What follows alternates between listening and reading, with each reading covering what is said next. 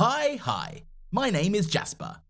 I want to tell you about the pranks that began to occur in my school. And at first it was fun and cool, but gradually they crossed all the boundaries. Moreover, we could not find out who was the prankster. After when we found out who he was, we were, well, to put it mildly, just in shock. At school, like in all kids, there's always some kind of jokes on each other. I remember I liked to make fun of my friends and girlfriends too. We have our own group of 4 guys in my class that we hang out. We are the closest friends. Our group consists of both boys and girls. We like to hang out together, do our homework. I don't argue, it's not possible without all sorts of romantic feelings either, which is why I've been stuck in friend zone with Cheryl for 2 years now. She likes me a lot, but as a friend I guess, and I've been trying to tell her how I feel, but I couldn't. Well, one day a new principal came to our school named Mr. Charles Smith. He looked very strict, so we didn't even talk at the meeting. He looked so formidable. After the meeting, we scattered to the classrooms. The only thing that Mr. Smith had said was that now with his arrival, there would be changes in the school. He didn't specify which ones, but he made it clear and everyone was nervous. My friends and I decided to discuss this over lunch. Sherry, what do you think about our new principal? I don't even know yet. He's kind of mysterious or something. His phrase about the coming changes scares me, to put it mildly. Don't worry, if he insults you, our good night Jasper will always come to your aid. Shut up, Nick, I'll give you to eat him. What did I do to deserve it? I don't feel sorry for you. And why is that? Because of my sense of humour? Which you never had. Oh, come on. How is Jasper better than me? He doesn't talk like you and doesn't wear his leather jacket 24/7. Do you ever take it off? Except in one case, baby, if you know what I mean. Which one? We all laughed and Lisa pouted. Then the principal passed by. What are we doing? He asked, looking at our food trays. We're eating, I said. He smiled, patted me on the shoulder and said, you should not eat fast food. Burn your calories, man. Then he laughed at his own bad joke and went into the office. What was it now? Well, at least someone told you about being overweight. Oh, Nick, at least I'm overweight, not just me. What are you talking about? Guys, we have to go to class. We went to class and Nick kept pestering me about what I meant, but I didn't answer. I was more concerned with the director's words anyway. What right had he to mock me? When we came to the door, there was a sign with the inscription, "The lesson is transferred to another building of the school at the address." What? How is that? Only we didn't know about it. It's on the other side of town. I thought that building was closed, I said. There was nothing to do. There were 10 minutes left before the start. So we ran to Lisa's car and raced to the other end of the street. We were going so fast, we were afraid we wouldn't make it. Suddenly, at the traffic light, we saw the car of the new principal. He rolled down the window and said, "I will put a bad mark to those who are late." And the road turned into an expressway. As soon as the traffic light turned green, we took off faster than a bullet, competing with Mr. Smith. There were obstacles in the form of cars along the way, but his SUV against Lisa's Mini Cooper seemed like a monster. Cars slid along the road like in a game. We all froze with fear. Lisa herself didn't understand what was happening. Suddenly, a cat jumped out on the road. I shouted and Lisa slammed on the brake. The director went ahead. When we arrived at the place, we saw an abandoned building with a sign saying, "You're late." We arrived back. The teacher saw us and gave us a penalty for being absent. We tried to explain that we had seen the sign, but he said there was nothing. And the most interesting thing is that the principal also denied everything. Angry, I went to my locker, opened it, and suddenly a cake flew out and hit me right in the face. Everyone was laughing, and I went to wash my face. I went to the bathroom, washed my face, and when I came out, Cheryl told me that I looked like an avatar. Then I saw myself with a blue face in the reflection of the window. What the fuck? Who's doing this? But no one answered. Everyone just laughed. In class, we were sitting studying when suddenly Cheryl screamed. Something was crawling under her desk. It was a snake. We all jumped up on the tables, but it turned out that the snake wasn't real. The teacher was indignant, went out somewhere. When she came in, we saw toilet paper sticking on her back. Nick laughed, and she didn't understand what was going on. When she saw toilet paper on her back, she thought that he had done it and punished him by kicking him out of class. It can't go on like this. There's an end to all pranks. We need to find out who's doing this. This is our new principal, I'm sure, judging by that car race. What if it's not him? Then we'll follow him. After school, we went to his office, but Mr. Smith was not there. I started to scramble through his bag, trying to find something suspicious, and then I found the gun. Wow, why does he need a gun? What are you doing here? Mr. Smith suddenly asked sternly. We were confused, didn't know what to do, and Nick said that we came to talk. About what? And why do you need my personal belongings?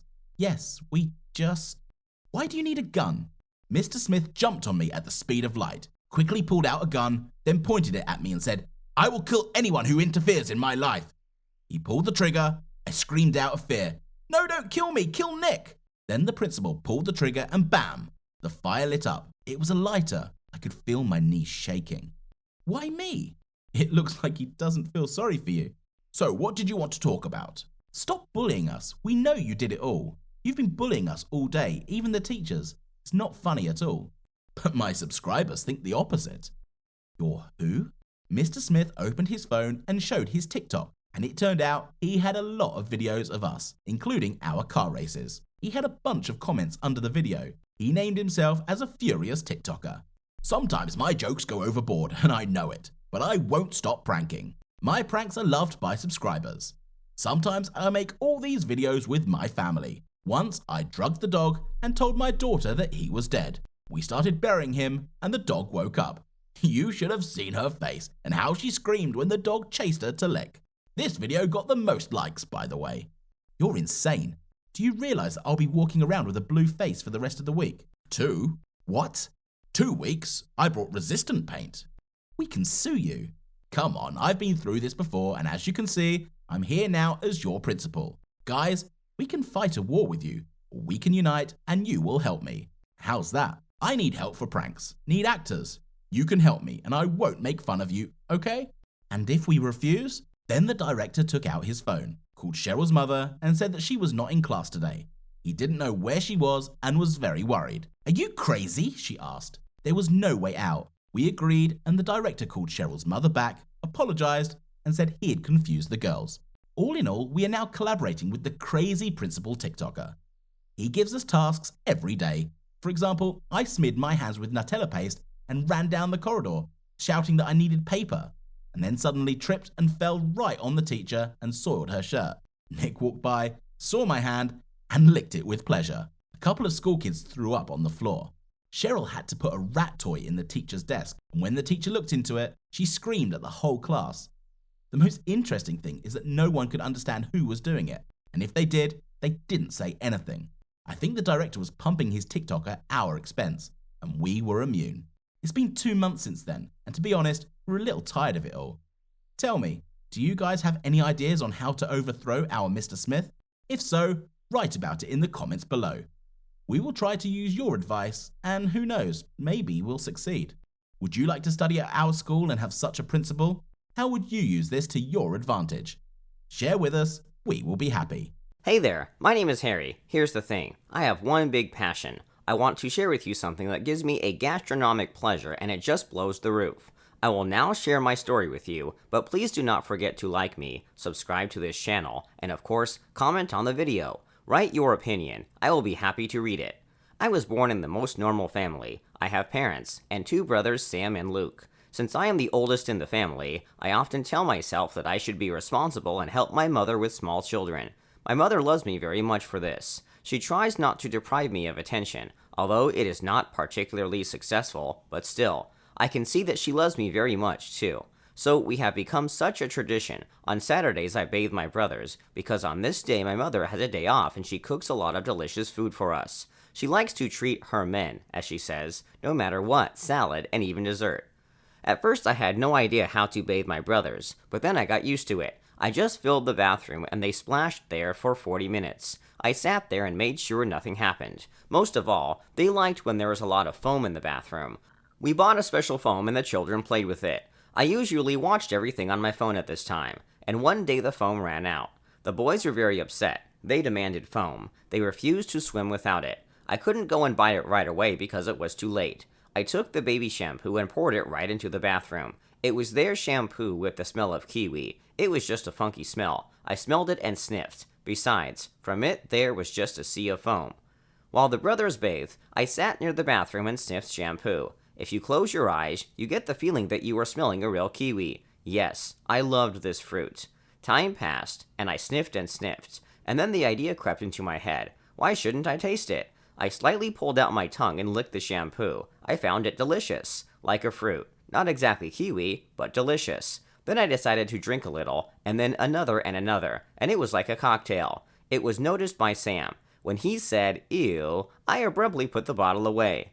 "Are you licking shampoo?" he asked disgustedly. "I don't lick it, I just sniffed it. Will you tell anyone? I'll never bathe you again, okay?" This closed the subject. Later, we went down to dinner, and before going to bed, I wanted to taste it again. I went down to the bathroom and drank a little. I was so high in those moments. Here I am telling you honestly, nothing tastes better from the inedible I've ever tried. This continued almost every day. I drank and drank in small sips, and within a week the shampoo was gone. I showed my mother an empty bottle, and my mother bought another. At my request, she bought the same one. It ended quickly, even faster than the previous one. Another time my mother bought a strawberry, then with the smell of raspberries, apples, honey, and one was tastier than the other. And then I really got into it. Every time I took a shower, I just took a bottle and took a couple of sips from it. From the outside, it was like I was an alcoholic. Naturally, I was not going to share my new addiction with anyone, because it was my own business. In general, a month later, my mother suddenly asked, "Harry, why is the shampoo running out so quickly for the kids? Are you filling the bathroom with it?" she asked. I paused, and the kids behind me laughed. I looked at them askance, and then said that I was washing them thoroughly, and that was all. My mother asked me to be more economic. From that moment on, I decided that it was time for me to buy my own treats, because the situation was getting suspicious. I went to the market and literally hung out for hours in the soap washing department. I sniffed all the shampoos from the most expensive to the cheapest and concluded that the most delicious ones are cheap, since they have a simpler composition. I took fruit, with a floral smell, liquid, thick, children's, adults. A month later, we were sitting with friends in a cafe, and one of the girls I just met told me that I smell delicious. "It's like you're just out of the shower. It smells so good with shampoo," she said, and looked at my hair. Damn, I've never been so embarrassed. Do I smell like shampoos already? Before I knew it, I started carrying them around in my bag. I always had a good bottle of shampoo. After a sip of it, I felt better. It was not just delicious, but also brought its own buzz, as if relaxing for the brain. It became the best antidepressant, and I thought that there was nothing harmful in it. I was wrong, though. Maybe I should have stopped in time, or at least read about the hobby on the internet, but I didn't think of it. I was completely sure that there was nothing bad in this. I do not drink alcohol, and from a couple of sips of shampoo, can there be anything harmful? I once asked a friend if he had ever tasted shampoo, to which he replied, "I'm not crazy, it's all chemistry." "Why?" he asked, and only then did I think about it. "Just asking," I said. That same evening, I went to Google the effect on the body from the shampoo, but there was really no specific information. I don't know. Maybe no one had previously drunk it or confessed. The only thing I found was a comment. Someone wrote on the forum that dandruff will disappear in the stomach, and worms in the stomach will become healthy and silky. I read and sipped my cocktail. Soon I began to smell the shampoo on myself. By the way, yes, we started dating that girl. Once we went on a date, and I drank shampoo just before going out. It gave me a little headache, but I thought I'd have time to clear my head by the time I got there. But as soon as I opened the door, she was standing on my doorstep. Before I knew it, she kissed me, and then I took a step back as if she'd been electrocuted. "What's that strange taste on your lips? It's familiar to me." "Damn, it's shampoo," she said. And then my cheeks flushed. How accurately she guessed the first time. I'm confused. I don't know what to do and what to think of.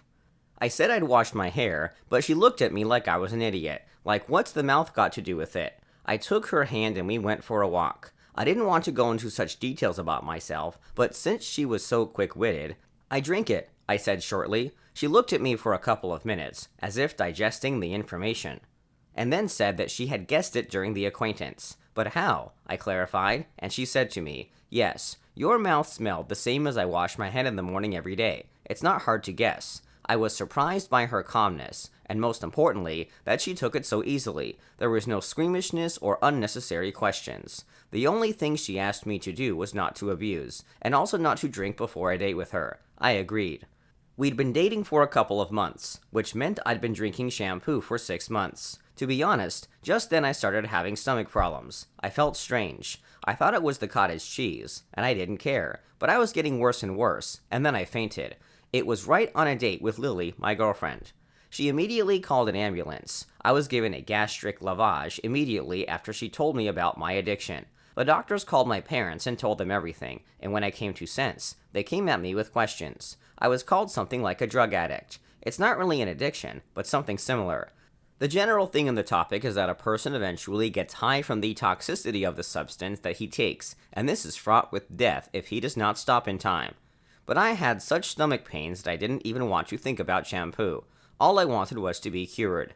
I was in the hospital for 2 weeks, and after intensive treatment, I was put on a diet. I spent the last 3 months were fed a diet meals, nothing fried, no red meat, and most importantly, no shampoo. Lily was with me, doing everything she could to ease my diet and mental anguish. And then she brought me a cocktail she'd made herself. A kiwi fruit cocktail with milk and honey. It was divine. She found me an alternative, and a useful one at that. After treatment, I gave up my strange habit,